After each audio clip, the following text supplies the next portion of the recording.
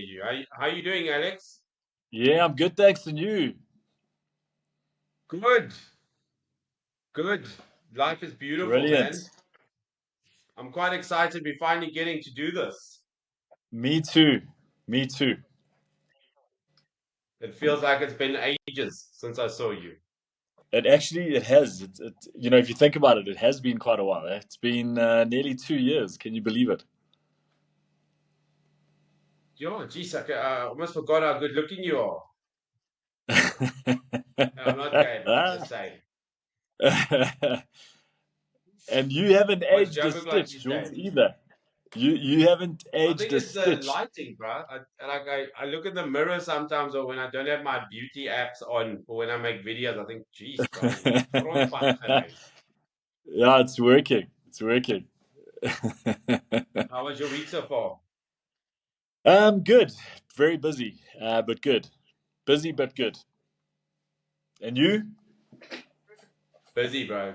Nice, busy though. This podcast story, the launch of it's quite daunting. Very A good. lot of work you don't think you don't consider. Hmm. Um, but I'm happy to be chatting to you about sales and stuff, man. Like how's the jungle out there? How are your clients feeling about everything? So yeah, man, and thanks, Jules, again for having me as always. I greatly appreciate it. So it's a very good question, and the funny thing is, Jules, the sentiment changes with different groups of people. And as you say, you've either got the sort of victory mentality or the victim mentality. Because let me not say the funny truth. The actual truth is, I've got clients in the exact same sort of nodes or areas of South Africa that are selling in the exact same place with very different sort of success ratios, for lack of a better phrase. So you'd have literally clients selling in the exact same area, in particular here in Johannesburg. And some clients are literally breaking records. Others are literally having the worst time of their lives. So it's very unique for me. And again, like I said to you, it boils back down to, in my honest opinion, mindset. Either that victor mentality or that victim mentality. But that being said, what we know, Jules, and I'm sure you'd agree, the economy is under strain. It's no illusion. Let me rather say. Um, but again, especially in sales, it's that classic case of, what are you going to do about it? What are you going to do about it? And the reason why I think, for me, sales is the greatest platform. I honestly believe, from an industry perspective, to make insane amounts of money, is because once you can build a sales process, you can absolutely control what happens next in that process. When things go quiet, if things go a bit flat, of course, what you need to do is just ensure that your pipeline is of course, very fluid and that it's moving, And what does that mean? That means putting prospects into that funnel all the time, all the time. So, yeah, it's a very interesting dynamic. And, especially with where we are in the year, it's quite an interesting situation. Let's put it that way. How are you finding things? Well, you know what, Alex, if I listen to you like this, it's always the same, um, it's always the same when you look at it, even when you train people or train them Hmm. for sales or for this, um, that mindset thing that you talk about, I've it's caused me a lot of frustration with salespeople. Yeah. Uh, for instance, sometimes you'll give someone an opportunity, they'll come to work and they know that there's no opportunities out there, or very limited. Hmm. Unemployment's on the rise, everything's Yeah. working against you, but you'll still find that they don't really take those problems seriously, or they don't really invest themselves like they should. And eventually Mm-hmm. they start blaming this and that. And like you say, yes, the economy is taking a beating. I think a Hmm. million people have lost their jobs Yeah. this year. Hmm. Um, and I think what you offer, a sales coach with and I've actually attended some of your sales training. I don't know if you remember, I do but remember. very um, clearly. over a time like this, when it's not only, yes, it's very important that you get your sales team on track. And I Hmm. think that guys like you are going to be the bread and butter of numerous industries coming in the following years, Hmm. where and unfortunately or fortunately for us, sales is where your pipeline to your dream starts. You can have Hmm. 100 salespeople working for you. If they aren't really trained regularly or test, and it's not even only about training always, even though you know a lot, when you sit in training you always get challenged. Hmm. For instance, with you like to talk about the morning routine, Yeah. drinking fancy lemon tea and meditating and all Yeah. sorts of stuff I've never heard of before, but Hmm. it gives you that opportunity to like stretch a little bit towards something that you don't understand, get to know, and maybe even develops into your next obsession. You don't know. Hmm. But I do think, I'd actually like to talk to you about numerous industries tonight. Um, I know that these guys are your clients sometimes, but there's stuff that we pick up that you can't really only blame the economy and this and that. There are mistakes that we all make. Some of us are very sales orientated people, so we suck at admin, right? Hmm. Other people are run very successful sales businesses, but they are more admin orientated. But that also has a place in sales where you'll find that those people are good at following up with clients and good at maybe being, I guess it boils down to personality types. Yeah. Do you do you believe in personality types? Do you study it at all? Is it something where you find? Yeah, Jules, so very good question. Yes, I definitely do believe in it. And from a, when you say I studied it, it's something that I've sort of became very obsessed with early in my sales career. And I'll tell you why. When you talk about these personality types, I kind of stumbled upon this concept probably a good 12 to 14 years ago, where I was told by my HR manager at the time that she kind of mentioned to me that there was this concept called the DISC methodology, and was I aware of it? And of course, being in sales, I said yes. Of course, I know what DISC is. Not having a clue, and yes, I did a very deep dive into the topic, into the subject, and what I quickly realized and understood about DISC was that. From a sales perspective and from a position of being in sales as a professional, I figured out that if you could understand exactly who somebody's personality type was, in other words, if you could understand who an individual is, and of course, from understanding their personality type or trait, you could then quickly understand exactly how the individual would prefer to be communicated with. So, what it taught me was a very valuable, and when I say very valuable, Jules, I'd like to even go as far as saying a priceless tool in sales, that I could now, for lack of a better phrase, I could actually start tailoring my communication in direct relation to who the personality type is that I was dealing with at the time. And again, that's kind of where this DISC methodology came from.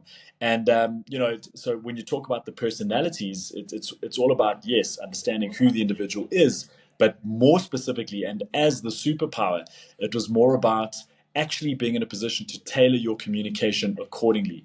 And that for me is where the sort of where the gold lay, in truly understanding Yeah, personality types. And it's something that, from a sales perspective, can be taught. It is certainly something that can be practiced, but it's certainly something that's very, very valuable. yeah. Look, I hope we're going to have many sessions like this, right? But Mhm. I kind of feel that what people need from you at the moment, right? I feel Yeah. like we have polar opposites of people and how they're experiencing life at the moment. Hmm. I feel on the one side, we have a huge unemployment stats. Our Yeah. figures are insane, Yes. which is very frightening. And from the research I've done, I found out that a lot of people don't even look for work anymore. They just Hmm. so lost and they've given up hope. Sometimes when you go through a thing, or like a few things, it just like sucks that life out of you. Yeah. And on the other side, I feel like we have people who have been burning their candles at both ends just to survive. Hmm. You're working your ass off. You don't get any time off. You don't have money to go on holiday. You Hmm. you you're putting in so many hours, right? Whether you're in sales or it doesn't matter who you work for. Actually, there's just not that that reward that you get at the end of the day or end of the month or end of the year, like it used to be 3 4 years ago. Hmm. So what I when I was thinking like what can I ask Alex about? It's like one, if we could show or talk about how to get started, how to Hmm. it's always that the worst thing about getting fit is getting that into the gym the first day, Yeah. right? That's the worst part. So just kickstarting yourself, your life, your career, and finding that self belief in yourself again that you lost maybe because of things that were your fault or out of your control. And then again, like maybe avoiding the burnout, because that's where a lot of South Hmm. Africans are heading. They're heading towards a train smash of a burnout. You can Hmm. see it in traffic with road rage. You can see it with how many guys are offing their wives or vice Yeah. versa. There's a global thing where you can see people are mentally ill. They're worn Yes. out, they're broken, they're tired, they're burning out. Hmm. And how do we fix or avoid a burnout? Hmm. And on the other side, if we can talk a little bit about how to get started again, to just boom, give yourself that extra hope or whatever you want to Very, call it. very, very, very pertinent topic, Jules, and I think you've hit the nail on the head in terms of where I guess society is at the moment, and of course a lot more specifically South African society, and yes, as you mentioned, a lot of parts of the world as well. So, Jules, to go back to your question and to your statement, I guess. I think what's very, very important to understand is exactly as you mentioned it, the concept of mental health. I won't sort of restrict it to sales just yet because I don't feel we need to, but from a mental perspective, and if we look at individuals, mental health is something that often, of course, doesn't get spoken about for obvious reasons, and I think lately in society it has become a topic that. I guess is it's so how can I say so important, all right, for obvious reasons. And particularly with what we've gone through, if you look back 5 years in this country, what we've had to endure, we've gone through COVID as a global pandemic, we've gone through looting, we've gone through um, natural disasters in parts of KZN. We've seen unemployment hit all new heights. We've had load shedding. So there's so many contributing factors circumstantially that have to affect your mental health, and if we look at sort of the commercial landscape, you know, it doesn't paint a pretty picture for us. And it was one thing that I kind of very quickly in my time had to literally, when I say grab onto with a firm grasp, I always call it a white knuckled grasp, where you're clutching so tightly to it. And to tell you the truth, Jules, what I'm about to say to you, I actually sort of had to endure, and thank God I stumbled on it out of necessity, to be honest. And it was often sort of little, as what I'm about to share with you, little tips and techniques and strategies that were kind of shared with me in passing, but that I honestly, and I'll be honest with you, sort of turned my cheek up at, or turned my nose up at, because I thought, you must be joking. That's never gonna work. You must be out of your mind. Until of course I had no choice and no option. But to go back to what I said, where mental health starts playing a vital role is you have to look at it in a much grander scale. And what I mean by that is you have to look at it very objectively, because when it comes to matters of the mind, what we know is that some people will struggle with it and others won't. Some might do something about it and a lot of others won't. And I kind of had to draw a distinction between this. And like I said to you, to share a bit of my story, I had no choice but to really make a sort of deep dive into this concept of mental health for myself. and you know, I've had family members who've really struggled with this concept of mental health, and it's not to say that I myself sort of struggled with mental health, not even closely, you know, but what I will say is that I've been exposed to things like depression and that. But from my side, where I kind of had to take full control of this, is when I pretty much hit a rock bottom patch in my life. And you know, not to say that I was depressed or anything, but I had to seek some other alternative. There had to be something else for me to turn to, and this is when I stumbled upon, you know, these sort of mind techniques that I'll share with you in a couple of minutes. But to go back to what you said, you know, from a mental health perspective, Jules, I believe it's a topic that has to be discussed. It's a topic that must be spoken about, whether it's in the workplace, whether it's at home, whether it's with your kids. It's something that has to be checked in with on a constant and a regular basis, because the problem, Jules, as what you've said yourself just now, is very often these matters are spoken of when it's unfortunately too late.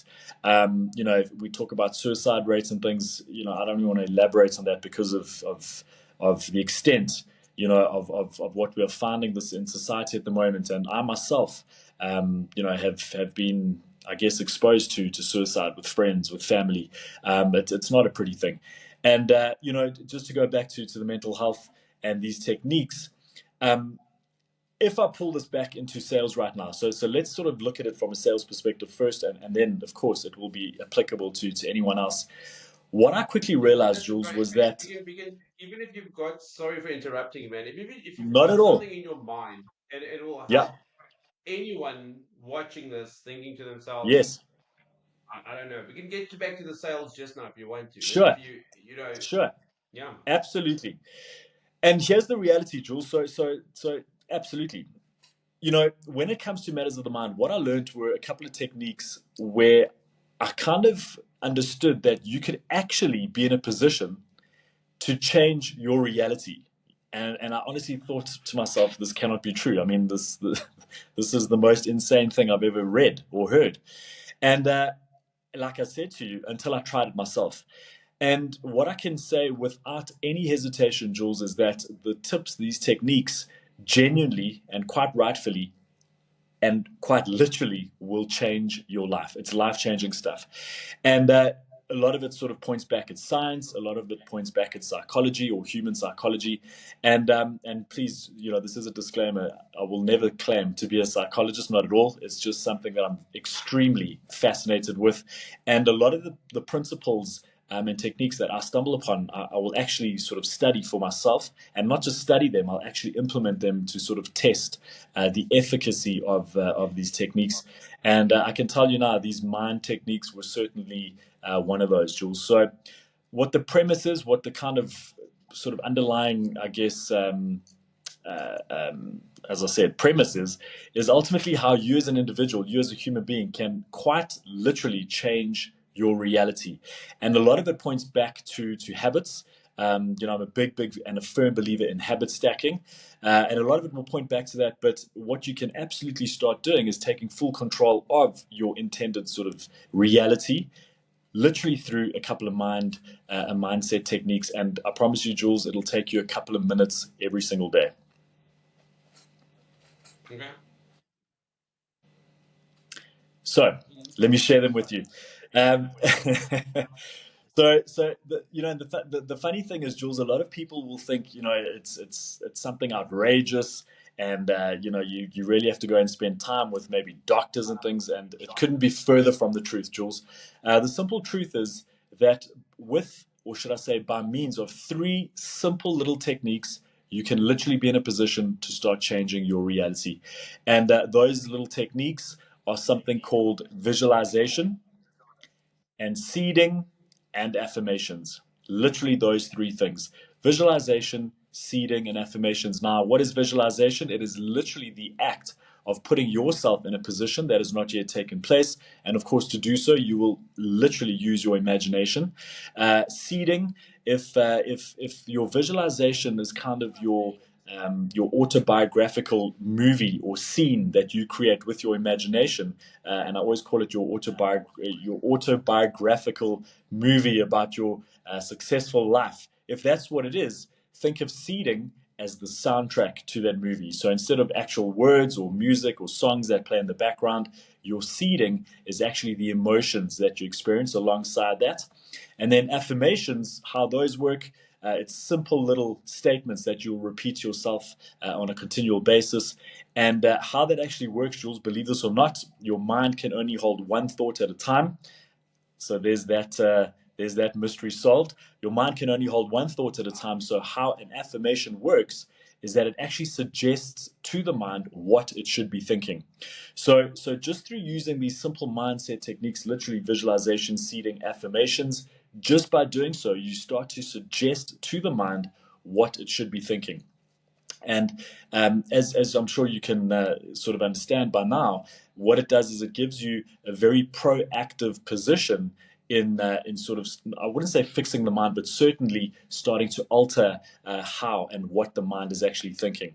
And the simple truth is, Jules, a lot of us, and I say this to pretty much every single one of my clients that I train, a lot of us actually sort of fail or struggle to ever experience true power, whatever that means to you, whatever that means to me. Of course, it's going to be very subjective, but a lot of us actually fail to experience true power because of the simple fact that we have been conditioned to become very reactive in our lives. And the simple truth, Jules, and we'll use a quick little live example over here. As a child, Jules, what was the word you heard the most growing up? No. No. Okay, that's it. Me too. All right. No, stop it, get off, shut up, I dare you, whatever it is. Okay. And the simple truth, I know you're a dad as well. So am I. What is the word we use the most as parents? It's the most valuable thing you can sometimes teach someone. Like, no. True. Yeah, I Mm. would agree. Okay, But and to it's because of this. It's because of the cycle, Jules, that as humans we've actually been conditioned to be very reactive. Okay, and it's just the way we are brought up. mm, It's literally the way society has kind of shown us the way forward and the way we should be living. So, as a result of this constant reactiveness as humans, we actually struggle to genuinely experience true power, whatever that means to you, whatever that means to me. Like I said, and what happens is we've become sort of victims or slaves of circumstance, what I call. So as you said, you know, we read the news or we watch the news and we see that unemployment has hit all new records of, I think it's up to 72% now between the age of 18 and 30. It's frightening, it's alarming. So what do? We sit back and we think, ah, let me well, just there's no note that point. I would like to chat about that just now because I've actually Sure. was thinking about that earlier. Mm, Um, Under 30 unemployment. Uh, we're just going to note that we're going to chat about that later. But yeah, sure. you say between the ages of 18 and 30, right? 18 and 30, which is ultimately the workforce. You know, it's our young professionals, it's kind of the youth, it's the next generation of employment, sorry, of the workforce. And yeah, that Do you number. still see a lot of youngsters in the workplace that people are actively looking for staff between those ages? Yes, absolutely, absolutely. Yeah. And yeah, you know, it's a very funny thing because the problem is we've now also got school leavers, you know, kids that are leaving school. And this is a frightening statistic, Jules. It's something that I've been researching quite a lot recently. I've got something quite exciting that I'm going to be launching in the new year. I don't want to say too much about it just yet, but um, you know, the statistics, people that leave school, the number is about 900,000, okay, of kids that actually write their matric exams, their final year of school. And of that number, only 25 to 30% actually attend a tertiary institution of sorts, whether it's you know, a college or a university or whatever it might be, which tells us that, you know, 70% of these individuals are sitting at home, you know, and not just sitting at home, they actually can't get employment because, you know, there is no jobs. There are no jobs for these individuals. And if you think how it starts compounding, if you take 1 year and the second year and the third year, that gap is getting wider and wider and wider and wider, which is quite startling. It's actually quite startling. Well, you know, I'm very happy this came up because who was I talking to? I was talking to someone. Anyway, this topic came up, and it's a global problem Hmm. that whether you're in Canada, South Africa, America, nobody wants to employ people under 30. Yeah. Apparently, they're a bloody nightmare, right? They're a nightmare. Nobody likes them. That generation Hmm. is almost like cursed. Not me Yeah. saying this. This is Hmm. employers, people who work with them, lazy. That's not South Africans necessarily. Hmm. This is a Hmm. global thing. But then we started talking a little bit deeper. Like, how old are you now, Alex? I'm 41. So you're my age. We still got There we blitzed go. in school. We still had to, we had to, we were forced to have manners, you know. Absolutely.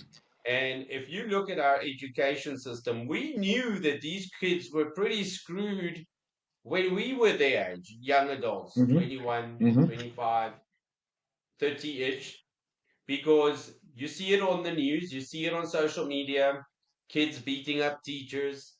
You Yeah. can't give them shit for not doing their homework. Hmm. You can't spank a child like we got spanked. It was Yep. like an event when we got hidings at school. You get called up, you're going to get blitzed in front of all your mates Yeah. by Mr. Van Wyk in the woodwork class. He's like, come here, my fat friend. You take it on Yeah. the arse. Everybody Yeah. laughs at you. But the next Yep. time you want to foil a cheeky vibe or something, you know that you're going to get blitzed, Yep. right? It was the same in school. Like, you see how these kids are fighting, bringing knives, alcohol, drugs, teenage pregnancies. Hmm. Like, we as a society have, in my opinion, allowed government to not only dictate how we as parents raise these little cunts, I'm sorry to say, Hmm. we are not allowed to enforce discipline the way we wanted to. Teachers have to bow to children. Our teachers aren't Yeah. protected. Some of them risk their lives going to school, and then we wonder, why can't these guys get jobs? I wonder why Hmm. they can't Hmm. respect their bosses. It's either you are unemployed or you're complaining about you getting paid too little. Hmm. So in one sense, I get we have a problem. But on the Yep. other side, we also start maybe need to be honest and say, like, guys, give us a better product to work with when they leave Hmm. school. I mean, when we left school, the first thing you did is you had to be a waiter or a barman or this, but we didn't have the illegal immigrant problem where we had to compete with between 1 and 3 million illegal immigrants in our country. So Hmm. it's a totally different dynamic, and maybe what we had to do at grassroots, which honed our sales skills and honed our people skills, was working a shitty restaurant job where you only made Hmm. 100 rand on a shift, Yep. but you knew tomorrow was going to be better, Hmm. or you. So sorry for my rant, but how do you feel about that mindset? Am I a doer here? Am I reading it wrong? Because that's Look, so what you are quite correct on is that in society at the moment, of course, there's what we call the generational gaps. I mean, we've all heard of this concept of generational gaps, and the funny thing is that when you look at if you look at it from the other angle, from a workforce perspective, the generation or generations obviously played a very vital role if you look back historically. And if you look at what actually causes, I don't want to, causes is the wrong word, what actually kind of, I guess, kickstarts this concept of the generation is if you understand what each generation was driven by, and not just driven by, if you can sort of start understanding what each generation's preferred either sort of channel of communication is, or kind of what their one big thing in their era was. If we just sort of look at things like, let me just use this for lack of a better phrase, the baby boomers, okay, which was obviously post-war. That'll be a lot of our grandparents would have come from that era, let me rather say. yeah. And the baby boomers, what did we see? We saw the invention of television as an example, okay, or things like automobiles or sort of technology beginning. The era or the age prior to them was the industrial age or the industrial revolution. And if we look at where we are now today with Gen Zs, where you and I are sitting slap banging right now, Jules, if we think of literally where we are on this podcast, we are sitting now in this era of digital transformation, where everything is shifting digitally. It's a world that you and I would never, ever have imagined at the age of 8, 9, 10. In fact, Jules, I want to go as far as saying at the age of 18, leaving school. Would you ever imagine that you would be speaking to me on the screen of your cell phone on a podcast that will be available to the world? Did you ever imagine that? Probably not. And if we look at these kids that you've referred to now as these sort of 18s to 30s at the moment, the Gen Zs, as they say, remember these kids were brought up. In fact, they were born, many of them, literally into households with technology, social media, and things like streaming services, streaming audio-visual services, entertainment at the ready.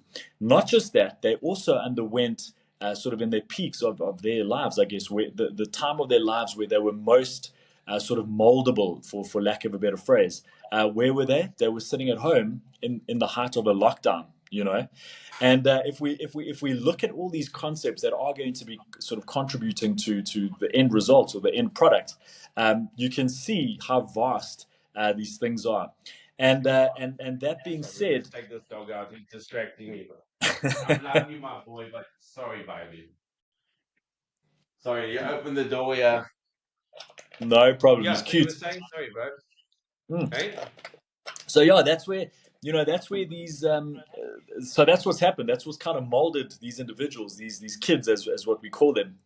And yes, there's no manners. Yes, there's no respect.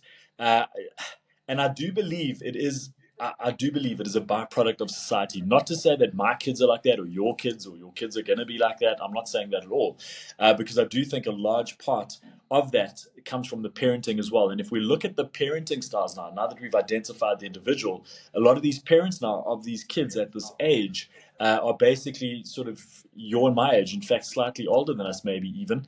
And it goes back to circumstance for me. Why would you let a kid of this age, be doing these kinds of things? It's outrageous, some of the things we see. But from a discipline perspective, I do believe that society sort of shapes this. I do believe absolutely that circumstance does as well. If you think, I mean, kids now, and I can't even point fingers because I'll tell you now, when I say we, I'm possibly to blame as well. Kids are being brought up with entertainment. Dad, I'm bored. Cool. Here's a phone or an iPad. Keep yourself busy for a while, and then we'll go play outside. I must say, at least I still try and maintain a lot of those values and a lot of those kind of elements that you and I'm sure enjoyed growing up. But the truth of the matter is, it is a circumstantial thing. And maybe because I'm slightly biased, I went to an all boys school as well. Like you said, we got blitzed and we got put in line, but we understood it. We understood why. We understood what that meant. Long term, we knew it, and we knew it was. I'm gonna say this, yeah. for Would you say for a it better psychologically cause. traumatized you? Would you No, say it no, I don't psychologically think. traumatized you getting a? No, honestly, no. Honestly, no. Yeah. Honestly, no. Because I do Honestly, think no. that, look, I hear what you say. I think listening to you, I kind of like realized something that we as a society, or whether it's us or government or whatever, Hmm. we've got to like figure out how the social stuff works around all of these things. Like, Hmm. how are we with each other in person? Because you also saw in the corporate game that first 2 years where everybody worked at home. Like when Yep. people were meeting like this, they were a lot more personal with each other, a Hmm. lot more disrespectful and blah blah blah, right? Yeah. But I must tell you, from what I've listened to certain business people who are talking about this crisis, this global crisis, Hmm. of these youngsters not being able to get work, or nobody wants them or loves them or whatever you call it. It's also that in the Western society, right, we are Hmm. influenced, and kids strive to be YouTubers, and Yes. something that's Correct. got to do with the whole social media thing, like becoming a Hmm. personality and all that. But if you 100%. look at Um, for instance, China, they're not exposed to the things we are. Like for instance, Mm-hmm. they still get encouraged to be mathematicians and Mm-hmm. engineers and Yeah. IT specialists and to take their technology forward and Mm-hmm. to God knows what they're going to invent in 20 years from now. Because Mm-hmm. where we are not doing that. When I Yeah. say we're not really, but South Africa is very influenced by Western culture. That's why we get all the Mm-hmm. Hollywood movies and all that kind of stuff. And I think maybe we're going to be forced to adapt to because we're always going to need to build things. Maybe AI will one day be able to design buildings and architectural plans and structure to make sure that buildings don't fall apart better than we ever could. Mm-hmm. Um, but I don't remember in my day. I mean, old people, I feel very old when I talk about youngsters like this because I remember how old people always used to say, you know what, in my days, we never did it like this and like that. You guys Yeah. don't have manners. You don't know, you're terrible. So Mm-hmm. I feel old like I'm doing that with the younger generation today. Yeah. And maybe I am. Maybe it's something I Mm-hmm. need to check out. But um, I do feel like it's a global issue, and Mm-hmm. this new way of educating people, children. Mm-hmm. Um, I mean, today in America, it's they almost I want to say take preference teaching kids, young kids, what sex is and blowjobs Yeah. and this and that. It's not the Mm-hmm. stuff we learned. My Mm-hmm. daughter, my sorry, my sister, her daughter's 8, and she had to have the birds and the bees conversation with her because Mm-hmm. these days 8 is too late. Like, where the fuck does that shit come from? Wow. You know, I know. you I know what know. I mean? It's insane. No, And she literally I had to. absolutely, I absolutely hear you. And you know, the funny thing is, Jules, I don't even think we can call it right or wrong. I think, and I'm Yeah, just trying yeah. to be sort of as honest here because, and I agree with you. I absolutely agree with you because where we are in society. Remember when we were growing up, and again, let's say it, let's call it like it is. Back in our day, in the I'm a old days, walking when stick. I we were just there, look old. Yeah. yeah, it was the most taboo subject. You know, never mind all the other things. It was the most taboo subject because you do not mention that. In fact, your parents don't even talk to you about that. Who does? They get a counselor who was in our day. I think it was a nurse or something like that who came to the school. I think we were 13, maybe 12. I can't even remember. And that was how it was done. You know, and I think what I know, in fact, is that society is so much more informed at the moment. You know, we talk about this whole woke thing, which I'm not even going to get into at the moment. But society is just so much more informed. I mean, my son, who's 8 already, teaches me things on social media. He teaches me things on the phone. He teaches me certain functions, and that is not even a lie or a joke. So I think they are so much more informed. And I mean, Jules, let's call it what it is. Information is readily available at the moment. So you know, it doesn't surprise me the statement that you've just made. You know, where 8 is almost too late. It doesn't even surprise me. My daughter, earlier this year, Hmm. her teacher phoned me, concerned. The kids at school showed her how to make a Ouija board. Oh wow. A Ouija Wow. board that they learned how to make on YouTube. And you go Jeepers. to the church for help, like, please, like, can you talk to my child? Like, what do I Mm. say to her? I mean, Yeah. I'll show her photos of some kind of exorcism movie. Like, you see that Yeah. kid is possessed by demons, you're going to look like that if you do it again. You know, Yeah. but Yeah. a Ouija board. Wow. So Wow. in terms of I think general knowledge, Hmm. like in executing tasks or whatever. But yeah, maybe we drifted off a bit now. But yeah, so to get back to the youngsters that can't get Mm. work, as far as I'm concerned, it is a problem. And Mm. I don't I think know so. how are we going to address an attitude change where you literally cannot tolerate authority, which is mm, healthy, you know, and maybe a combination of, which is a disaster, if you ask me, is a combination between youngsters who have never experienced the expectation from society to respect mhm. authority, right? Sure. Versus our labor laws at the moment, which basically means that even though you're the owner of the company, you have to abide by certain laws Mhm, that not only disadvantages businesses in general, like if you make a mistake and you employ the wrong guy, you got your 3 months notice and blah blah blah. But I mean, if that guy turns on you and he becomes a toxic, terrible human being, the mhm. hoops you've got to jump through just to get rid of people. And Yeah. once again, this puts even the owner of a business, even if you've owned your business for 20 years, like that Mhm, psychological trauma and stress, you're putting mhm. it on the whole business, right? Sure.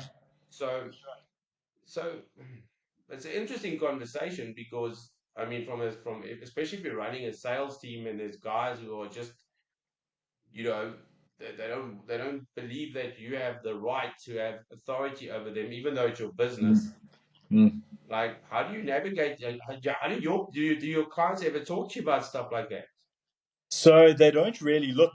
I obviously hear a lot of their challenges that they're expecting and experiencing. Not expecting, experiencing. I obviously get firsthand insights into those challenges, and I think, and I'm going to be honest with you, Jules, where, in fact, what it boils back down to is, in fact, um, an element of sort of training and management training. You know, as the landscape shifts and changes, Jules, I'm sure you'll agree. It's something where you, as, I don't want to really say boss or you know, owner of business, let's call it just higher level management, just as sort of manager, right?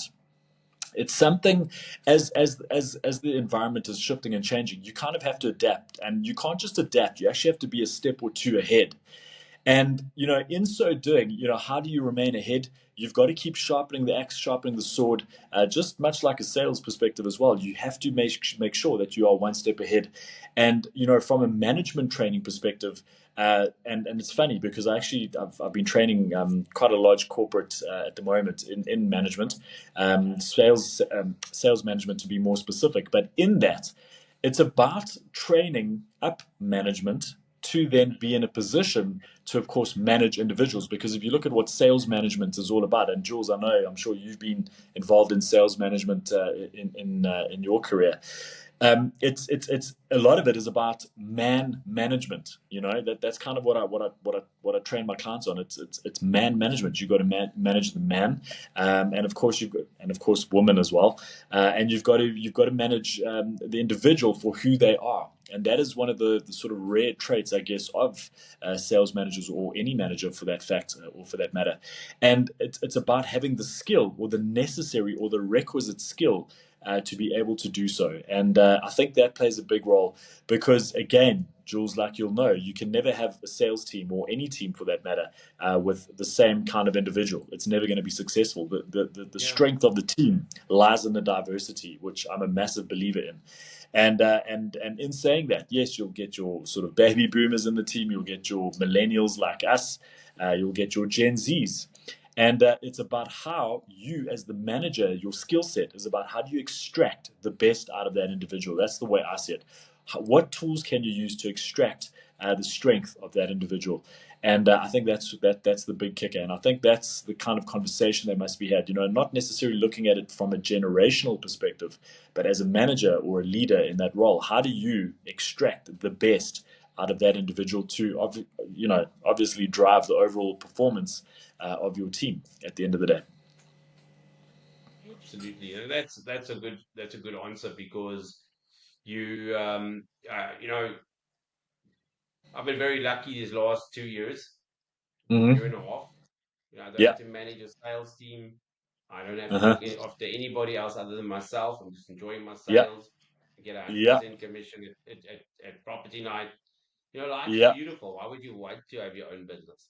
But There we so go. most of my things that I'm thinking is mostly like a guy who likes to fiddle with engines, but he shouldn't, Yeah. that kind of stuff. Hmm. But Correct. um, Correct. it makes a lot of sense, like to find a way to extract the most out of a person, Yeah. and I guess that boils back down to what you were saying earlier about being a creator of your circumstance versus a Hmm. victim of your circumstance. You Sure. dictate based on how you can manage your relationship, even with difficult Hmm. people, how well Yeah. your business is going to do. So it boils down to patience, I guess, and Correct.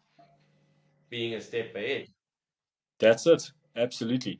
And I mean, just to add to what you said just now, in my humble opinion, Jules, I believe that sales management is the toughest job on earth. I genuinely believe It that. is. Um, It is. it is because, your entire being, your living breath in that role is all about literally driving results and driving performance. That's it. That no matter how we do it, just make sure you drive that.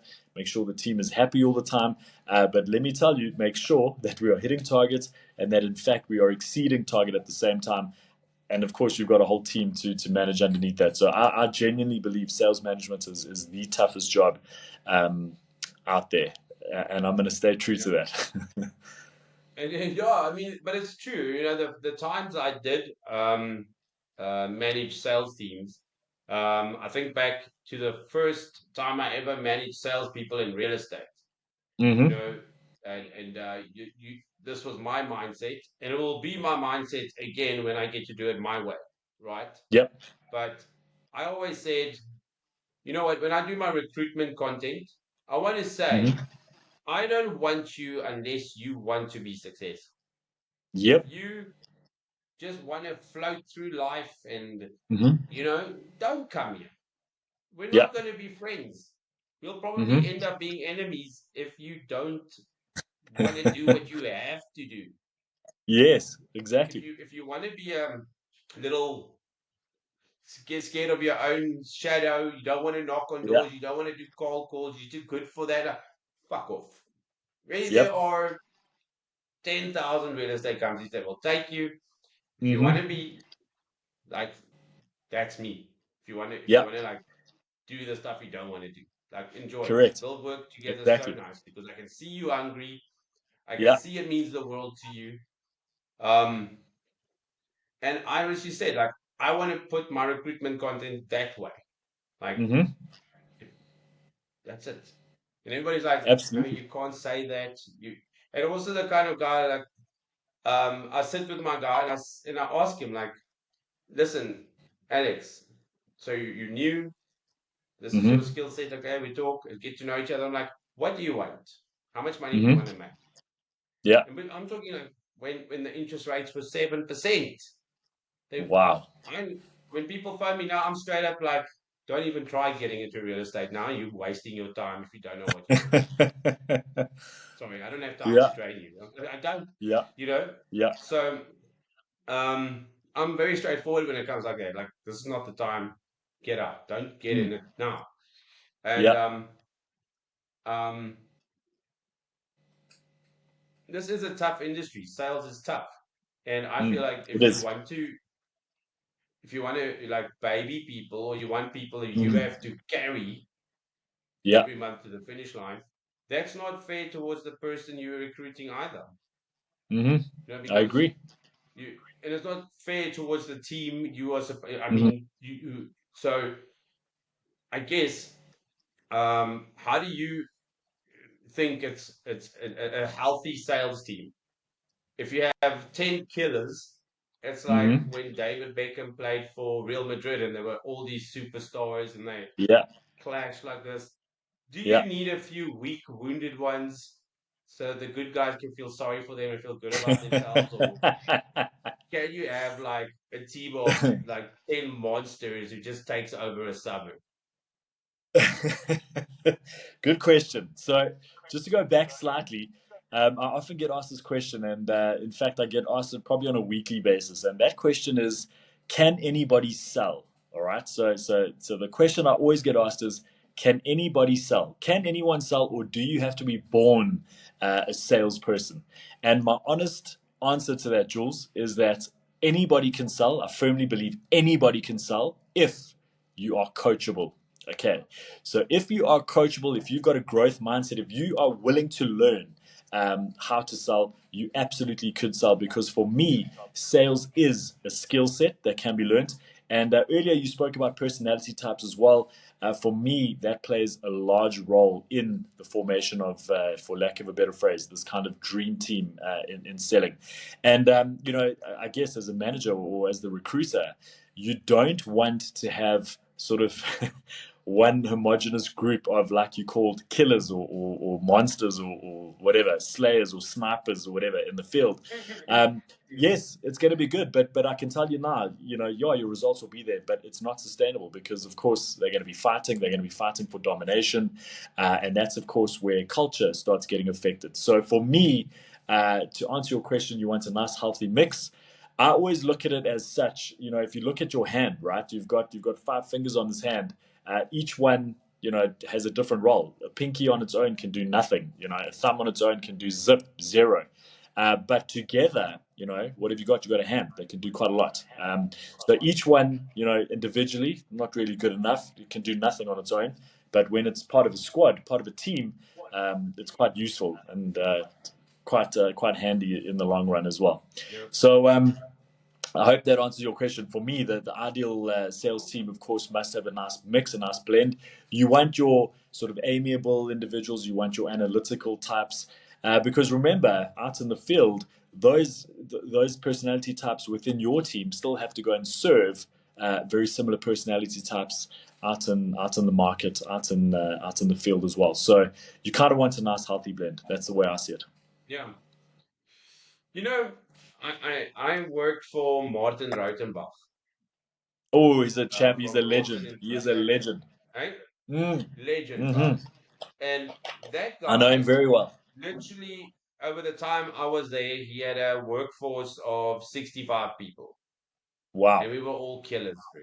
We were Hmm. all hungry. We worked hard. If you didn't work Yeah. hard, you were like looked down upon in that place. Yeah. And he everything you did was documented, from Hmm. cold calls to everything, right?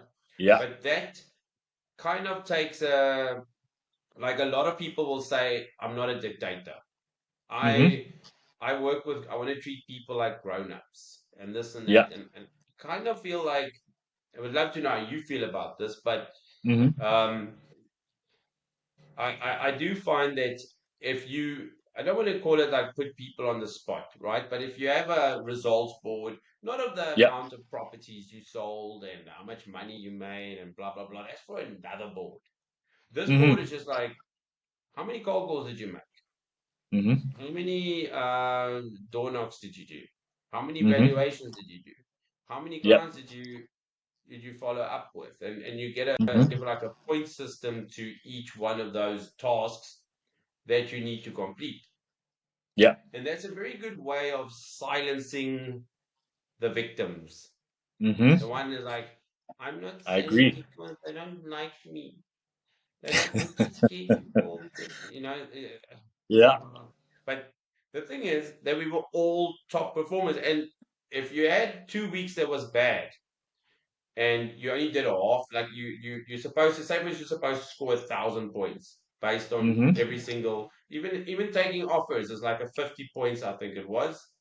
And Yeah. if you sold something, it was like 100 points. So out towards that minimum of 1,000 points you have to sell to do anything, Okay. because we all know it's a numbers game, right? 100%. So yeah, and I find that it takes a lot of work and it takes almost like being an asshole. Like, listen, man, if you don't do this, I'm going to fire you. I'm Yeah. going to kick you out of my business if next Yeah. week you haven't done this. It's as Uh simple huh. as like, but a lot of people have a problem with doing that because they want to treat people like adults, even though the people aren't adulting. Yeah. So, what would you say to a guy like me?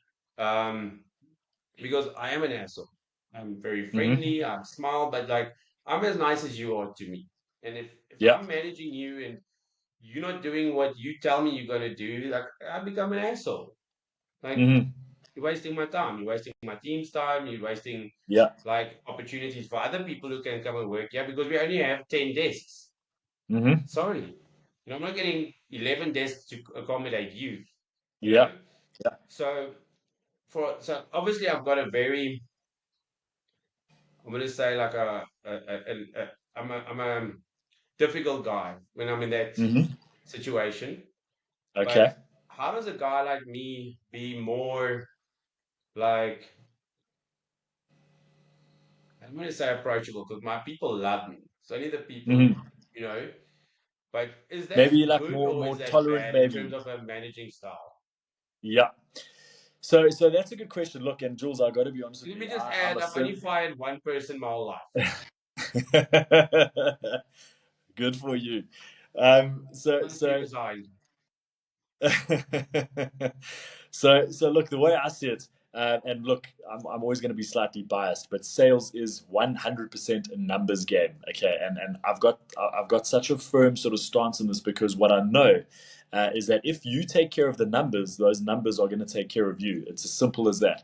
And what I also know to take this a little bit further is that sales absolutely is a science. You know, your output, your activities, which, as you quite rightfully mentioned yourself, your cold calls into appointments, into mandates, into deals, that ratio is never going to shift or change. Yes, it might improve slightly, it might decrease, all depending on markets and things. But even in a down market, like I said to you earlier, all I need to do is tweak the numbers up front. In other words, speak to more people to get me either the same or a similar outcome. So when it comes to sort of matters of activity, I guess I don't really like that word, but it is what it is. When it comes to those matters, it's kind of that point where we know what works for you. And if you look at a guy like Martin, I mean, maybe a bit biased because I know him as well, and I had the privilege, I guess, of training his teams, who, by the way, have just won awards. I don't know if you saw yesterday. They won some nice awards, Martin and David's team. Anyway, uh, that being said, what they do, and I think from a management perspective, you mentioned, what are some of the skills or techniques we could use to be sort of more tolerable, maybe. For me, it's about the environment and the culture that is developed or created from either manager or owner. So in other words, either from you as Jules or as let's call it Martin as the owner of the business, because what happens is that the culture starts to breed a resultant kind of expectation, I guess, that gets placed on you. And you talk about the leaderboards and how many deals and how much output and inputs and things have you started creating. I believe in that. I've got to be honest. I genuinely believe in that because as the individual, it's not so much about managing the numbers. Jules, why didn't you make your 10 calls? Or you said to me, you promised me you're going to make 10, you haven't. If you can't see that for yourself as the numbers are going to bring me the results and success that I need, or in fact that I probably deserve. If you can't see that, then again, like you rightfully said, maybe this isn't for you. Yeah.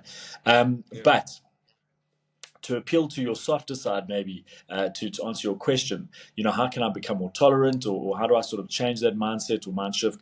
It's all about obviously things like communication, staying very close to the team. But I think from the beginning and from the outset, kind of really drawing the distinction between, right, this is what we want from you. Yes, you might be new to this. We'll train you up. We'll teach you on how to do A, B, and C. Because when you do A, B, and C, the result, that outcome is a given. Literally, it's a given. Yeah. And there's Johnny and Dave and Yanni and whoever else to prove it. Look at their results because they do what they are supposed to do. And that for me is the bottom line. And I think from a management perspective, like I said, it's the trickiest, it's the toughest job out there, because you've got the extremes, right? So you'll have a big hitter really hitting the numbers and breaking records and buying new cars every 6 months, which is great. I mean, that's what we want to see, because they do the work, they know what's expected, and they do it. And then on the other side, you've got, again, we'll call it what it is, the victims, because it's everyone else's fault.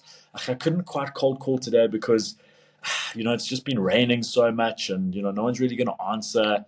And I'm saying, but guys, your cold calling and things, just as a quick example, is like literally the essence of your entire sales process. Without it, nothing can flow, nothing can happen. Yes, you might get the odd referral here or there, but you certainly have no control over your pipeline. So it's just Yeah. kind of weighing up those extremes and kind Yeah. of seeing where success lives. I promise you, successful Yeah. people do what the others won't or what the others refuse to do. Put it that way. Yeah. You know, in Kells River, for instance, right? I've Mm-hmm. shown about 1,300 people what their properties are worth. Wow. And I haven't really done that in the last year, you know. Mm-hmm. But um, someone once showed me that how to monitor myself. Like, Mm-hmm.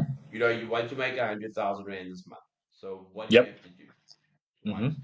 So what I did is I just said I need to make 200 calls. I guessed, right? Mm-hmm. And then I saw, okay, so in 200 calls, I made two sales. I made my 100K. All right. Yep. So then the next month, I did it again. But this time, I made 160 calls. Mm-hmm. So now I was like, why did I phone so much less? Like, what's the difference here? Mm-hmm. Right. And you can even ask Martin when I worked for him. I think I still have the record for the guy who did the most valuations in a month. I love hitting the phone. But Wow. because I monitored my calls, like to the Mm-hmm. T, how many people said yes, how many people said no, and I only count dials where people pick up Mm-hmm. again. So then I started figuring out, like when I'm tired or annoyed, my Mm-hmm. ratios, as I call them, are much worse, right? Yep. So then I know, okay, I've got to get up, go have a smoke, or go tease the secretary, just get my mind off things, and Yep. then get back, sit and phone, and then you see. And sometimes your script is a disaster. Your tonality Mm-hmm. is bad, Mm-hmm. your execution is bad or good. But the Yep. only way you know what to fix is if you know how many dials you made, how many people said yes, how many people said Mm-hmm. no, and you can backtrack that. And you can, like a golfer. I Mm-hmm. always say to people, like, the one thing is I get to see where you are making mistakes. If Yep. you are making 100 calls and you're making 10 appointments, then your ratio is one. Oh, sorry, Mm-hmm. 1%. Like, Yep. which is very 10%, which is good, Mm-hmm. very good. Yep. If 10 of those people, if one of them says yes, that Mm-hmm. is awesome. So Correct. to make one sale, to get one mandate, you need to make 100 calls, right? Yep. But you, like a golfer, you want to be like you have a what do they call it in golf? Um, A handicap. Handicap. So you Mm-hmm. want your handicap to be in the minus, Yep. or so like a golfer tracks his handicap, you can track your ratios, and Mm-hmm. you need to make sure that your script when you phone from the minute that client says hello to buy, that is perfect. Mm-hmm. Because instead of making 100 calls Yep. for one sale, you can make that down to 70. Yep. And if you're doing 10 valuations, you're getting one mandate, great. But if Mm-hmm. you're doing 20, if you're doing 100 calls, you're making 20 appointments, your phone calls are excellent, good, but Yeah. you're not closing the Absolutely. mandate. So let me go through your presentation with you. Let's see where you're getting stuck. Yeah. But if I tell a guy, I need you, you're not making sales, you're Mm-hmm. not making appointments, I need you to make 200 calls for me this week, which is Mm-hmm. not, we'll say maybe the next 2 weeks, which is not Yeah. bad. It sounds like a lot, but it actually isn't. No, it really isn't. It If really you do isn't a that for lot. me, we can figure out where you're going wrong. Like, and then you come Mm-hmm. back after a week and you didn't even make 20 calls. Like, we're troubleshooting here. I've committed Yeah. myself psychologically and emotionally Mm-hmm. all week to think about, okay, if it's his sales, oh, sorry, if it's his cold calling, we're going to have to, because I know their scripts. I can hear when they phone. I can, you know what I mean? Mm-hmm. So Yeah. for me, that's what gets to me. It's like Mm-hmm. it's like when you want to help someone, or you like because you do invest yourself emotionally. When you sit with someone and you ask them like, "What do you want to achieve?" Like, Hmm. I know we all want to make $1 million, but you've got to start with 40 a month at least, you know? Absolutely. Yeah. And then the other thing is, I don't know how you overcome this with your people, but a lot of the times it's not laziness. Hmm. It's literally fear. It's fear. Absolutely. Like, I worked with a youngster. His name was, fuck his name. I'm not going to tell his name. But this guy could only phone woman. Hmm. He refused to speak to a man. Like, Okay. I don't get it. Till today, Mm. he, it's like, because when we get call lists, right, it's the man's name and the woman's name. Yeah. Just skip that. I mean, listen, there's nothing wrong with speaking to a woman, but Yeah. from a sales point of view, from someone who's probably made like a million calls in his life, I know Hmm. the only thing that chick says to you to give to back to you is not even that she needs her husband's approval or even cares about his approval. She's Hmm. just going to tell you that to get out of the appointment. It's the easiest Yep. thing to say. I just got to double check with my husband. Hmm. You know, where you find with Correct. men, like two Yeah. out of 10 do that. Hmm. You know what I mean? And Yeah. uh, And anyway, it's funny. so It's funny you talk about that fear, you know. And I actually did a session today on it. Funny you mentioned it. And the thing with fear on that call, on the cold call, is a lot of the time, in fact, I'm going to go as far as saying all of the time, that fear of the either the rejection or the actual general fear itself, because of the person's going to be rude or whatever it is. The fear, what they always forget to mention is that the fear itself has a word in front of it, like I said, that they always forget to mention, which is, of course, the word potential, you know. And what I mean by that is it's a potential fear. It's not a fear right now because it's not a guarantee that they're going to threaten you or be rude to you or swear at you or whatever. It's potential, which means it doesn't exist right now. So that's the first thing that I say is, guys, change your mindset, because every call is an opportunity. That's the way I see it. And not just that, you've got to also understand, and this is the big thing that I sort of teach and train on is, and I am going to say this today was another prime example. I make them all a promise, all the trainees in the session. I make them a promise and a deal. I say, right, I will guarantee on my life after this session, every one of you are going to hate cold calling a little bit less. And then everyone sort of smiles and laughs and they kind of shake their heads and, sorry, yeah. nod their heads. And I say, guys, I will promise you on my life that that's going to be the case. Who wants to make a deal with me? So they're all like, yeah, sure, sure, sure. And by the end of it, they genuinely are smiling and laughing and saying, "Wow, how did you do that?" And I asked the question, "Who hates it a little bit less?" And it's unanimous, because the thing is, you also have to start changing your mindset with regards to the actual cold call. And what I say Mm, to all my clients is gone are the days of submission. Jules, please, can I come and see you next week for a free valuation or whatever the hell you're going to come and give me? And I'm saying, guys, that has to change, because when you can understand the psychology behind it, which for me is all about how can I help you? I'm actually calling you to understand if you might need my help, yes or no. And it's very difficult to kind of shoot me down. And again, what I boil it back down to is what your actual need or requirement might be in that particular instance. So when you can understand the call for what it's worth, not just a number on my call sheet, but where it's genuinely me reaching out, connecting to my market for whatever reason, but also knowing that I actually can help you. In fact, if you need me, I'm right here. I'm here to help you. When you can start shifting that mindset, that's where things start to change. And again, when we talk about the scripts and everything, it's all about positioning your authority. Not to say that you're going to be rude or cocky or an arsehole about it, not even close, but more about, my name is Julian. I genuinely can help you. When will you have a gap for me next week?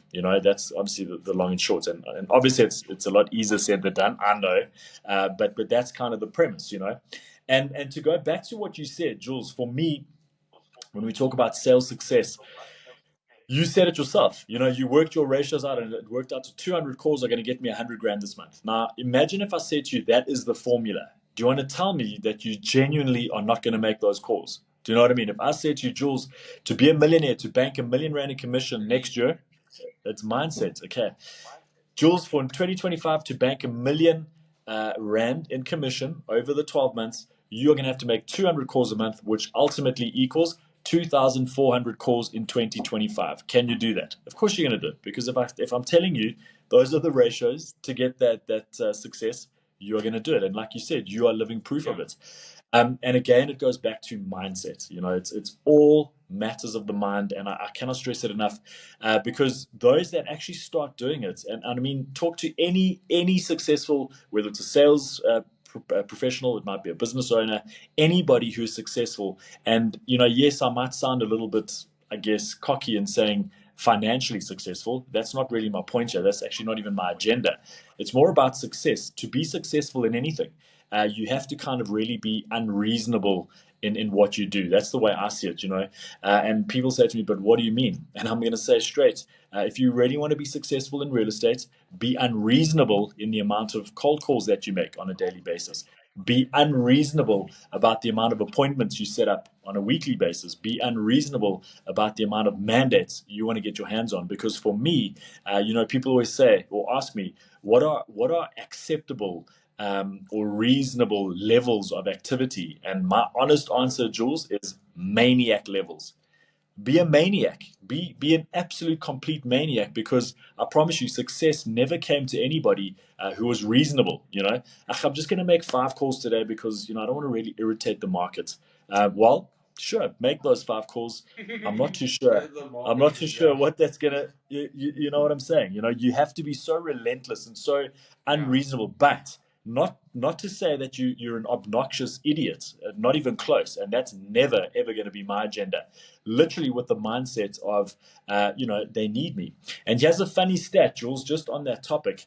In any market, so I know you're in Cape Town at the moment. Um, Cape Town right now, if we look at the whole of Cape Town right this very second, which is after 10 p.m., by the way, the funny statistic, Jules, is that 3% of the market right this very second, literally 3% right now, are thinking about selling their homes or selling their properties right this very second. And that's a fact. And a lot of people actually get despondent by that, and they think, "Yeah, you see, I told you, only 3% want to sell of Cape Town," and of course, that's still a very high number. But for me, where the opportunity lies is in the balance, which is 97%. And that 97% of individuals are either sort of thinking about it from a latent perspective. In other words, their needs are hidden. They aren't quite sure. They know, my money's not stretching. Um, I've got a feeling that maybe I should sort of relocate back to Joburg or back to Cape Town for whatever reason, but I'm not too sure how to do it. So they're thinking about it, but not actually being explicit enough in the decision making.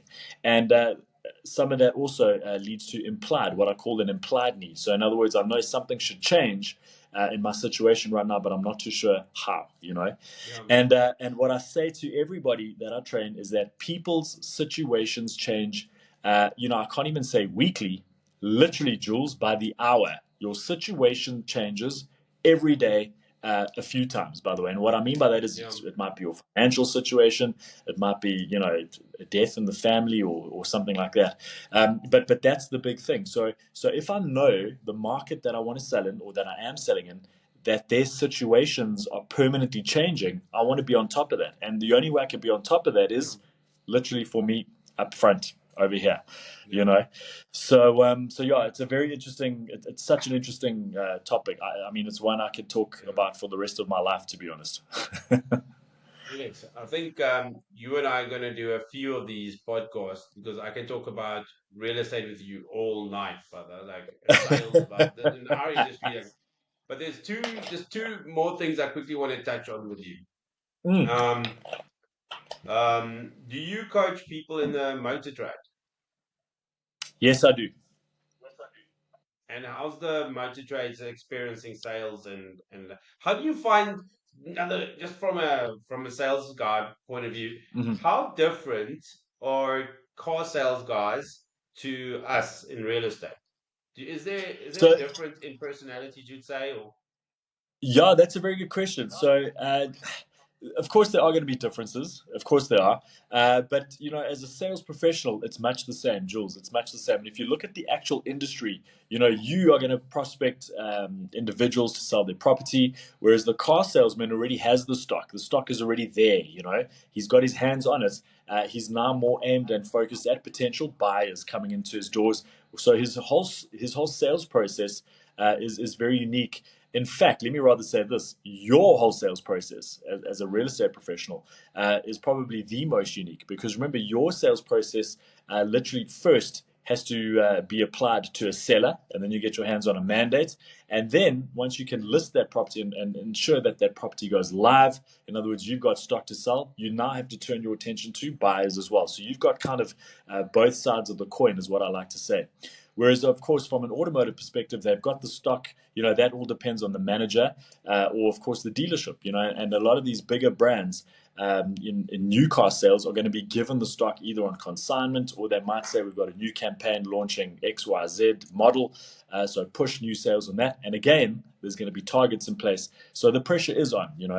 And why I love that industry so much as well is that these individuals, of course, have targets. Of course, there's targets, but over the years they build these extensive databases that they can start tapping into. And I'm going to buy a car. I'm going to drive it for 3 years. Is normally the sort of norm, and then I can come back and I can trade it in on the newer spec. And of course, that's going to be at a much higher price. So it's a very, very interesting model. But to answer your question, uh, I'll tell you the truth. The economy is under strain. It's no secret. There is absolutely no hesitation for me to say that, because normally your indicators are, we'll either look at property sales, we'll either look at sort of bond applications and bond grants and things through mortgage originators or bond originators. That's normally a telltale sign. And of course, if we look at the deeds office in terms of properties registered, that's going to give us key indicators. But very often, that's going to be linked to car sales. And it's obviously new car sales, but also specifically used car sales is normally the indicator, believe that or not. So used car sales will tell us kind of where the economy is sitting. And I can't tell you that I've done deep dives or deep research sort of globally, because I haven't. But in this market, there are certainly pockets that are doing very well, which tells us a lot about the economy in certain micro areas or spaces.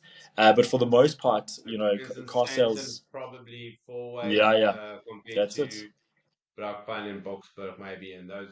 That's it. That's it. Not that And I'm saying there's anything wrong with those suburbs, but the net no, income but it groups is. are much It's higher now. just it's just the way that it is, exactly. And Yep. in a lot of those areas, you'll see new car sales being pushed more than used, and sort of vice versa.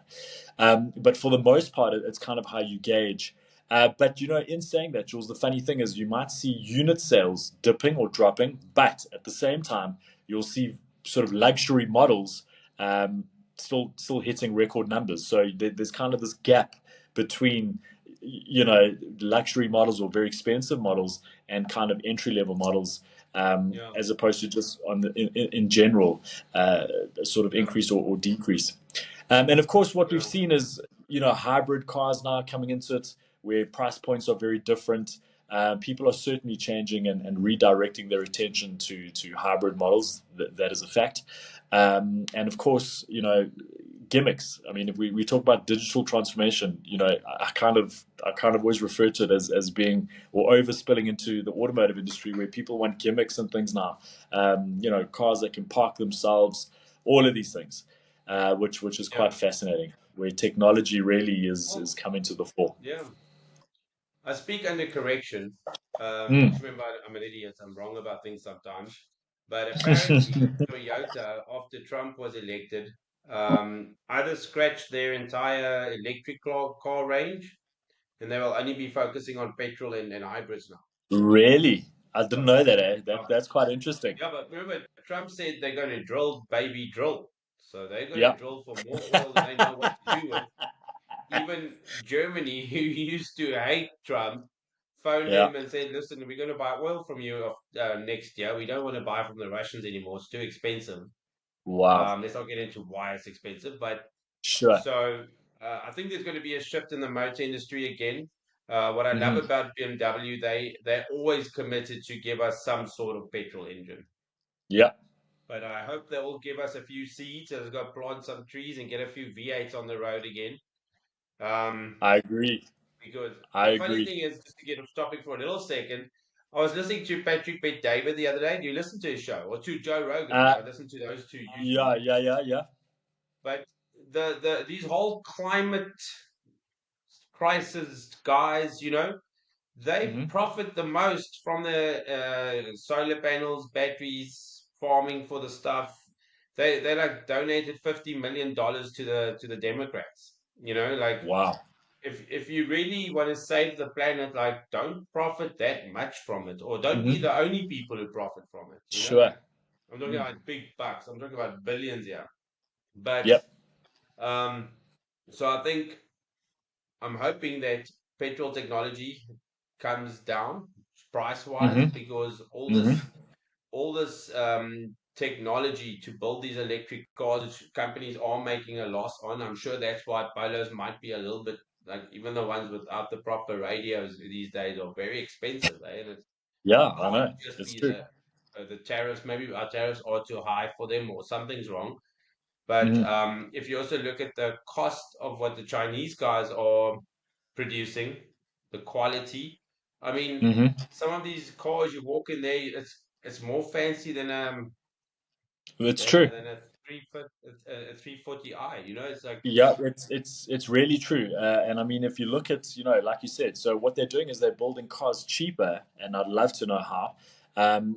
Maybe they do sort of compromise on things like safety, but I can't even say that they do, because all no, the safety they features have don't. Those passed all cars the are, requisite standards. They're perfect. They're great.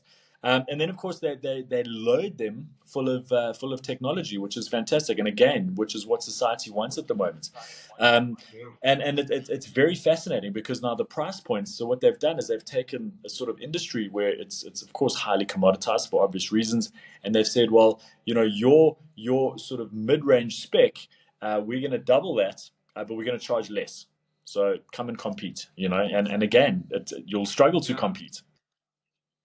There are these Chinese guys. They built the car now that is the fastest ever around the Nürburgring. And they did Wow. it on a semi-damped track compared to Mm-hmm. I think the Porsche was the fastest one.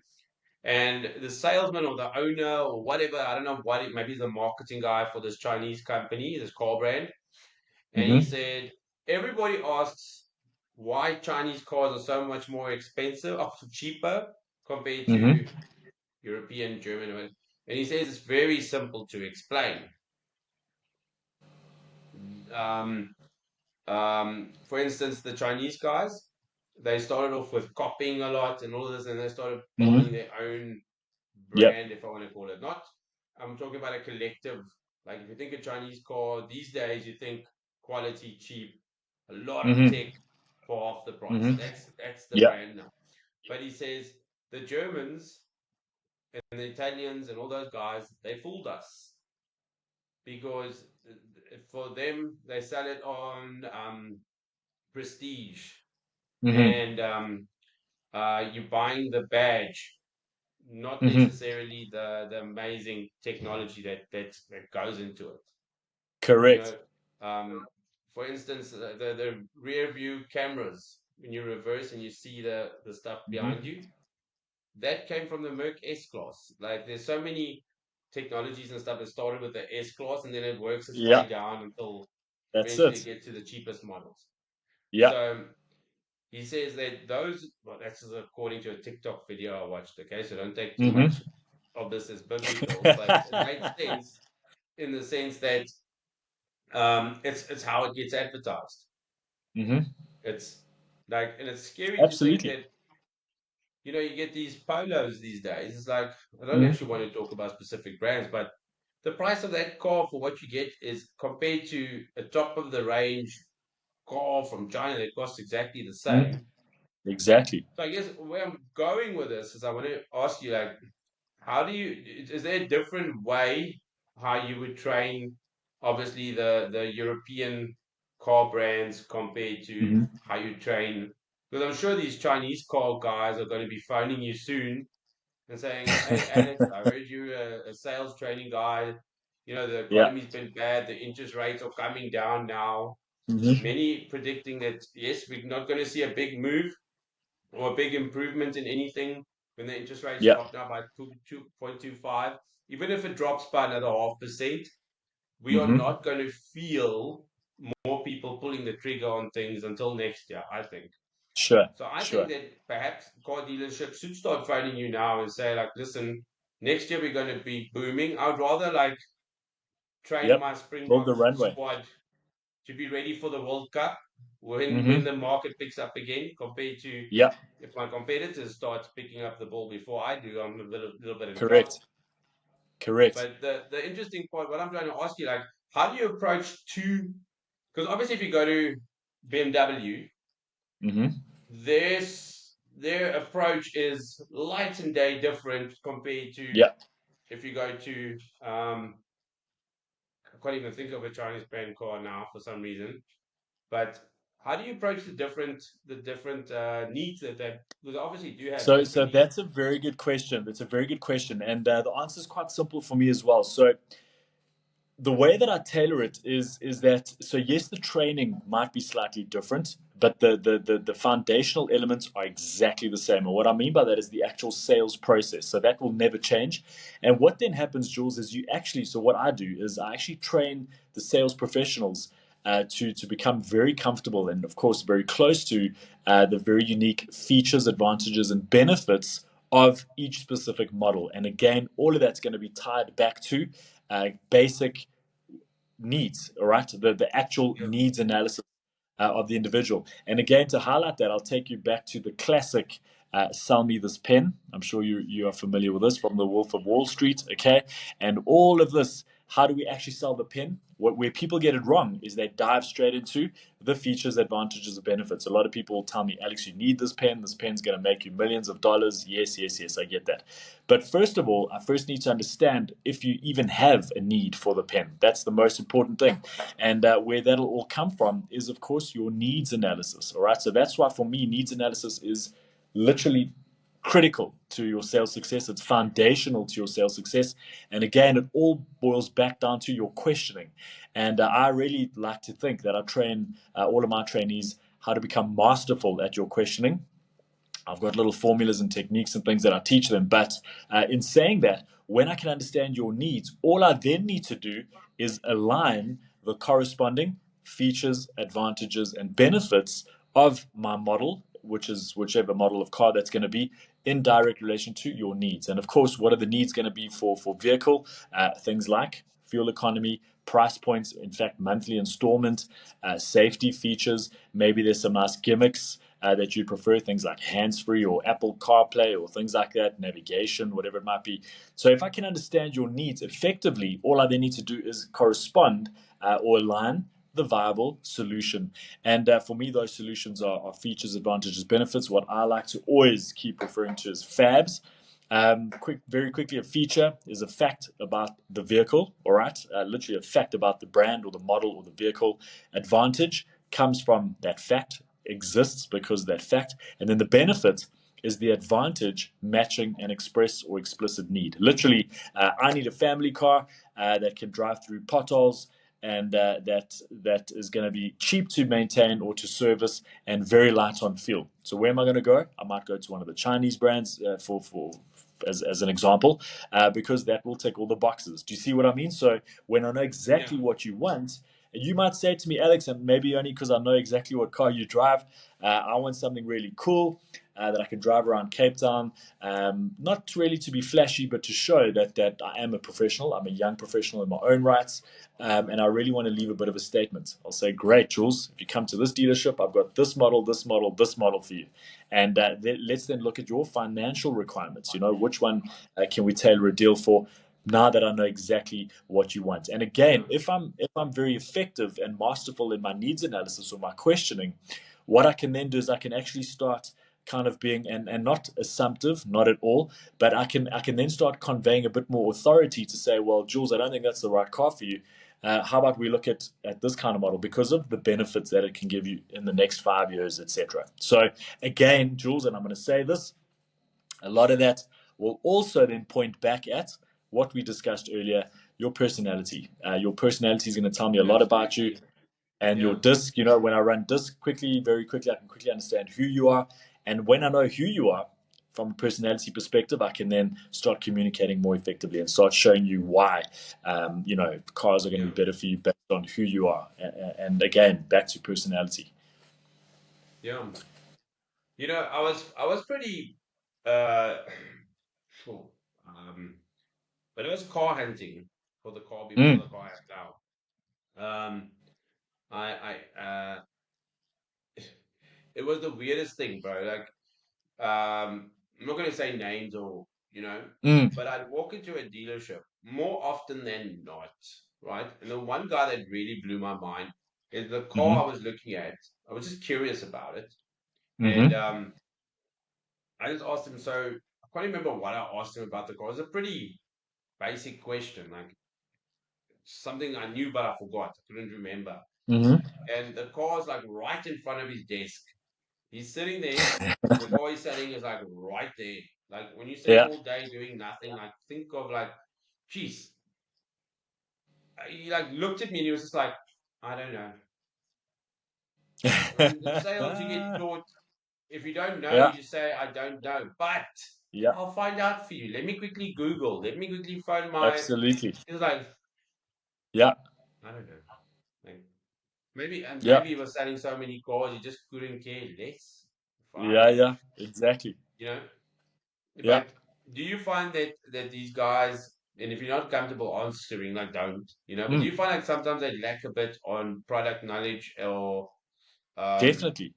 So I yeah, don't want to say product knowledge per se. I don't think it's a product knowledge thing because a lot of these brands, will drill it into them, and I completely understand that. You must I know the even saw product. that with BMW. I saw that. Yeah, yeah, The guy bought the BMW from Carl Barsby. Carl Barsby, I love you. If you want to buy a BMW, that's your guy, brother. Even if you have to have it flown or trained from here to Cape Town, if you want to yeah, buy a car, you buy it from that guy. yeah. Um, but the entire BMW dealership, they love that car or any car Mm-hmm. on that floor. They're a fan of that brand. You kind of like feel like you are talking to someone who knows their shit, and that 100%. makes it so difficult. But I almost want to say that's the only place. And I'm Mm-hmm. sorry that the We Buy Car guys, they're also very good, but Mm-hmm. this BMW dealerships here in Tiger Valley, but you can't find better. Like they Mm-hmm. and also the guy who also impressed me a lot was the guy who Jaguar and Land Rover Mm-hmm. um, in Tukai. Mm-hmm. That guy runs a ship. His people know their stuff. You know what I Yeah. mean? Mm-hmm. But I could feel the difference from a consumer point of view. But you Mm-hmm. drill that if you see that a guy's team is not really knowledgeable, or do you get involved that you might piss your client off and say, "Listen, bro, your product knowledge is like Yeah. No, you must, Jules, because you must remember the event of buying a car. Remember, it's an experience. It's an experience. You go, you walk into the dealership, and you think, "Wow, look at that! I want that." And as the sales professional, that experience starts on that first engagement, and guess where it ends? Literally, when you take delivery in the delivery room. And I'm glad you mentioned BMW because I do work with a few of their dealerships, but their delivery rooms, have you seen? I don't know if you've noticed how unique they are. They'll have really cool lights, and a lot of them have got sort of music playing in the background. It just tops off that experience. So when you drive off the floor, it is literally them saying, "Thank you very much. Yes, we'll see you in 3 years' time." But your brand connection, you become so connected to that brand. And again, remember, yeah, it might sound a bit cultish, but you are now part of the club. You've just joined. Maybe it's an elite club for you. I don't know. But you've just joined this club and enjoy the experience. Literally enjoy the ride, enjoy the experience. But remember, for me to even get you there, I must know product knowledge. I need to Yeah. understand, Jules, is it speed that you want? Yes. Well, the 240 has got X amount of kilowatts. I can get you to 100 in, 4 seconds or 6 seconds, whatever it is. Um, and if that's not your thing, why don't we get you into more of a family SUV? We've got a diesel option, we've got a petrol option. Okay, Alex, what is the difference between the 320D and the 330D? What is the difference?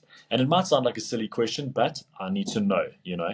And I think it's a big thing, man. And then you can Um, even practice by like how to like give the information and close at the same time. Like you can work that definitely, into your sales. Yeah, yeah, yeah, definitely, without a doubt, without a doubt, without a doubt. And yeah, the big thing is, it's not that you're even preying on them, or it's not even close to that. But people get excited when you start talking about the features of a vehicle. This car, the pace, or the engine sound, or come and have a look at the way the air blows out of the aircon, whatever it is. Each car is going to have a yeah, very unique, yeah. set But you of also got to features. be careful with that because some guys don't like it when the engine makes a noise. Not Yeah, everybody true, does. very true, absolutely. Yeah, 100%. yeah. It's the truth. It's the truth. And then So one more thing before I let you go. I know you've already given me more time than you told you with, but I need you to do me a favor, bro. yeah, You need to start going out of your way to teach call centers how to fucking call, bro. yeah, I know, I I know. don't get It's a mission. how these I major. But hey, listen, if you want to, you can charge them double, and I'll come and help you. Okay, like know. I can't take cold callers anymore. And it's not that I they're know, bad people. It's like it's I the know, worst. It's probably the industry that invests the least in mm, training, to the I know, extent that they now have terrible robots phoning you that are I even know, worse than the people. I know, I know, Like, I know, how the hell do these guys make? What's the point of having a call center if you're doing such a bad job? I know, I Like, know. And what can the you the do for funny, us community, the community of normal people who aren't sales trainers, that we can say, Alex is sending you in the world with one goal, and that is to save us from yeah, terrible cold yeah. callers. Jules, link me up, because the funny thing is, and trust me, I've tried. You can't even cold call the call center. How's that for an irony? You can't find them. I'm yet to find the Let me, contact details of a call center because I've tried. So if yeah, you can do that, please let me know. Send it my way, and I'll gladly go and assist. But I agree. I agree. It's a skill that is lacking.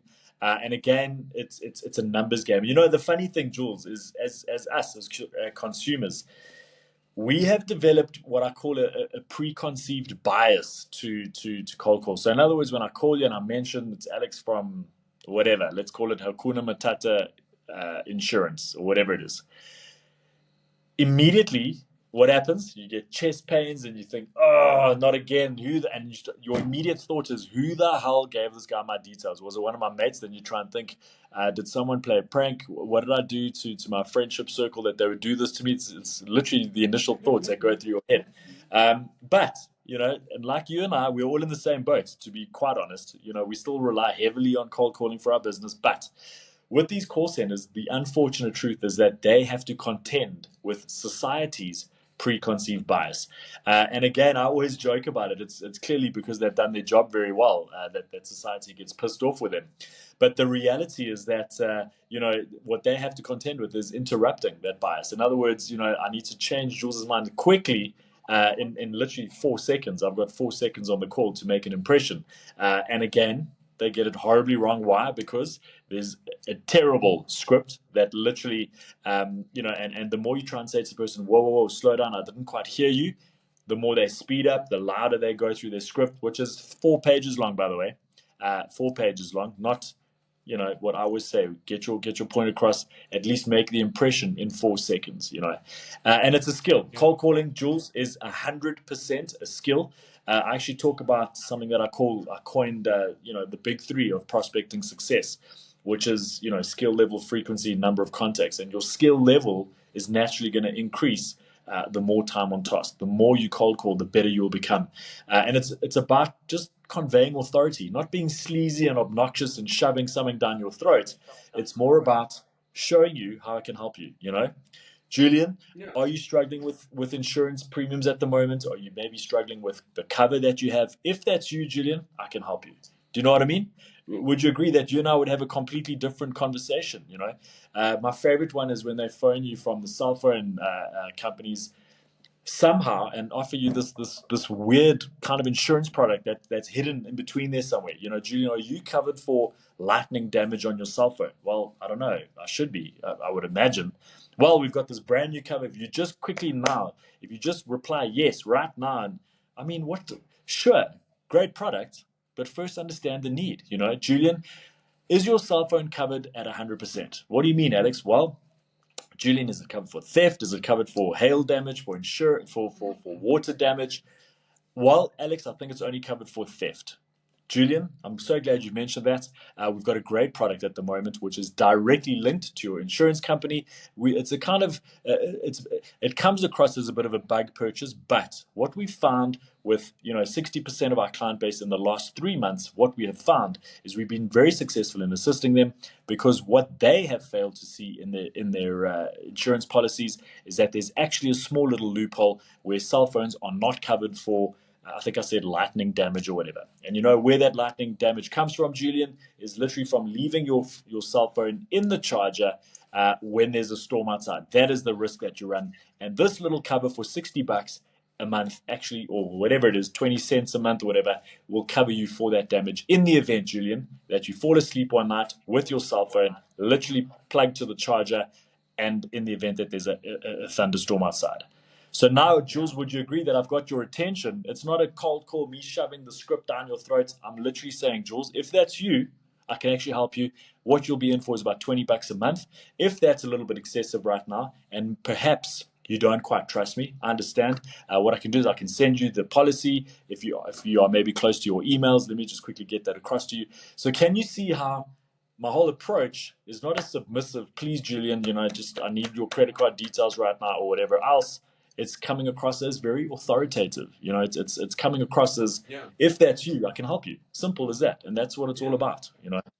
Yeah, man. And the one thing I hate, I think what already call centers need to change is calling people by their surnames. They need Yeah. to start tricking people into talking to them like, hey, Alex, Hmm. this is Julian. How you doing? No, Well, I'm that's good. very personal, isn't Great, it? great. Listen, Correct. do you have a minute to talk? Yeah. Alex, I'm giving you a call from Old Mutual. And you're like, Yeah. oh, fuck, you got me.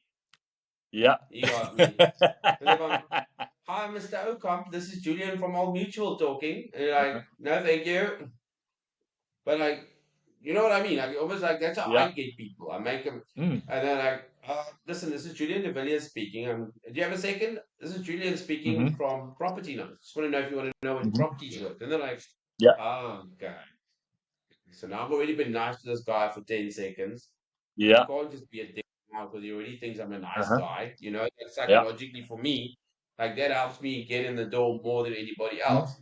But I also see Sure. that little thing in your mind that you have to go, hello, Mr. Ocamp. This is Hmm. Julian from, like that's how they want the corporate guys, especially. That they kind of like, but people, I feel, want to be Hmm. treated like human beings, you know? Absolutely. And they want to be like if you call somebody at their first name, especially if you Hmm. say it in a tone like you know them. Like a lot of people when I Hmm. come in like, Julian, sorry, do I know you? And I'm like, no, Hmm. no, no, you'll know me in a second. We'll get there. Yeah. Oh. And then they're like, oh shit, no, I got a feeling like I knew you, like you knew who I was. Hmm. And that like you want to be like familiar with someone. And personal. But I Absolutely. also think just as a matter of principle, Hmm. right? And I have a real issue with this, man. Out of principle, if you phone me for a sale and you don't even have the decency to let a human being pay me, a human being Yeah. phone me, and you have some robot Yeah. like, I'm like, I will literally block you from the face of this earth. Never mind. Yeah. I'll never do It's true. anyone is so selfish to get you Hmm. don't even have the decency to give someone a job, right? But you Yeah. want my business. Like Exactly. what the hell are people thinking? I know. It's true. If you have a business and you have robots finding people, I'm very sorry, but fuck you. Okay, like Yeah, really, like where's your absolutely. humanity? Like where you sucking Yeah. the public dry for sales, right? And you don't even have a robot that can talk properly. You know what I mean? Like, Yeah, how do you sure. feel about stuff like Absolutely. that? Because obviously, it No, I saves a agree. ton of I money. agree. No, I agree. Listen, yeah, it does, and I get all that. But for me, it's all about being sort of. It's got to be personal, And if it's the first step in your sales process, which it is, by the way, prospecting is literally step one in your process. Yeah. Give it the necessary care and skill that it deserves. That's my whole outlook on it because, uh, like I said, your entire sales process depends on it. Why wouldn't you want to give yourself the best chance at success? What is a robot going to do very differently than an actual human? So yeah, I'm very against that as well. I must be honest. Yeah, I think after you've gone through the whole one to dial 1 or 16 or whatever, Yeah, then yeah, you know, yeah. okay, I'm gonna put it through to I don't know, whoever I can pay the least, I guess, if you don't even want people to Exactly, phone. But I exactly, mean, exactly. it just boils down to the fact that I mean, even I don't know if this is true or not, but I think it is, Hmm. man. Where one of the spatial skills that they are importing for is one of them are call center managers. Hmm. Like it feels like look, I mean, if you're a call center manager, for me, your task should be your target should be the amount of calls people make, Yeah. and you should know how many people say yes, how many people Hmm. say no, and it's your boss's job to get an Alex in. Hmm. If the no's start getting more than the yeses, or you see there's Absolutely. something wrong, you get Alex in. He comes and checks your scripts out. He goes, listen, Hmm. guys, this is where the because it's easy to figure out what's wrong when you sit with a Absolutely. few people and listen what they're saying, and you pick up the Yeah. trends, and it's going to take Hmm. you a week or two, maybe just to do your due diligence with that team. It's going to Hmm. cost them a lot of money. But at the end of the day, I think that these companies can triple and quadruple their sales Yeah. by just just in the first 10 seconds of Hmm. that phone, just doing it a little bit different. Because Yeah. A, that guy making the call is a human being. Hmm. And I'm sorry. If you say hello, Mr. De Villiers, I'm like, bruh, Hmm. fuck off. Like really, Yeah. I don't have time Yeah. Yeah. for you I right know. now. I'm gonna be Exactly. like, hey, Julian, Hmm. this is Alex speaking. Like, okay, I'm talking to a human Yeah. being. I must be nice because we've been so There we go. conditioned that these call centers are so badly trained. Their Mm. scripts is something that they probably got. They probably use that script to make sales to my granny in the Yeah. Yeah. 60s. It's probably the I know. same script. I know. And you know, from the other side, if you work in a call center, every night before you go to bed, read your script. Read it, Yep. read it, read it, read it, so that one day you don't have to read your script. You just check where you Become get stuck. familiar. You know. Exactly. So I Exactly. guess it's also. But I really hope that you get in a few call centers, and I hope those are the call centers who phone me.